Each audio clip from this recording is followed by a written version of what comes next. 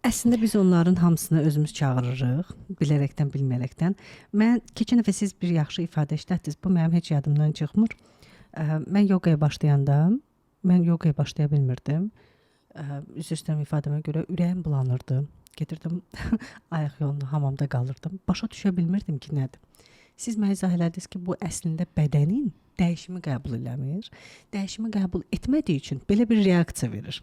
Mən düşünürdüm ki, yox ağırdı, ona görə eləyə bilmirəm. 40 gün eləyəndən sonra başa düşdüm ki, xeyr, çox yüngülüymüş. Əslində mənim bədənim qəbul eləmirmiş. Biz hadisələri də qəbul etməyəndə bədənin verdiyi mesajlar var. Axı biz o mesajları görə bilmirik.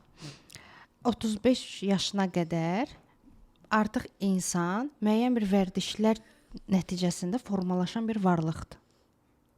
35 yaşına qədər. Sən 35 yaşına qədər nə eləyirsənsə, bu sənin reallığın deyil. Bu sənin vərdişlərindir. Formalaşıb. Mən nə edirəm? Mən aşağıdayam. Yenə də bizim misalımız. Mən aşağı titreşimdəyəm. Mənim daxilim boşdur. Neqativdən mən qidalanıram. Çünki mən nəyinəsə qidalanmalıyam. Mən neqativlə qidalanıram və nə edirəm?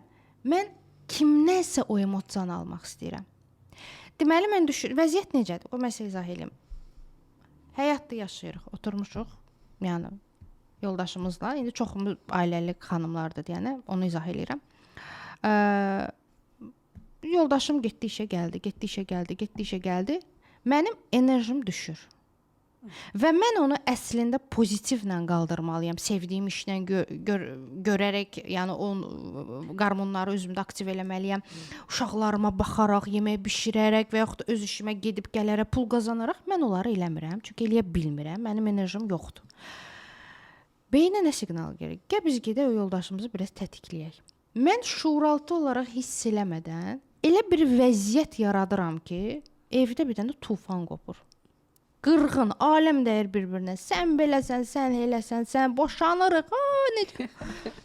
Nə vəziyyət yaranır? Mən o dozamı aldım. Ağladım ürəkdən, necə lazımdır. Özümü zəng elədim anama, rəfiqəmə, gördünüz, mənim kimi qız, bütün nəsil mənə and içir, amma mənim ərimin mənə verdiyi... Yenə də mən dözəcəm, amma oturacam. Mən uşaqlarıma görə belə bütün emosiyalarımı boşaltdan, ağladın, insana bir həftə rahatçılıq gəlir. İş görə bilirsən, nə bilim, uşaqlarını rahat məktəbə apara bilirsən, bir həftədən sonra yenə gedir. Və deyirsən ki, mən bu döngüdən niyə çıxa bilmirəm? Məsələ burasındadır ki, sən bu döngüdən özün çıxmaq istəmirsən. Yəni, əslində çıxmaq istəyirsən. Başa düşmədən. Ki, mən nədən zövq alıram? Mən bunu bir dəfə də demişdim. O vaxtı Candan Erçetin Yalan Dünya mahnısı var idi. Mənim ən sevdiyim mahnı idi. Mən o nauşnikdən qulaq asırdım. Gecə saat 2-yə 3-ə qədər. Mənim o vaxtım idi. Mənim oğlum yatırdı. Mən onu qulaq asırdım. Mən öz ölümümü belə təsəvvür eləyirdim. Mən öldüm. Məni bastırdılar.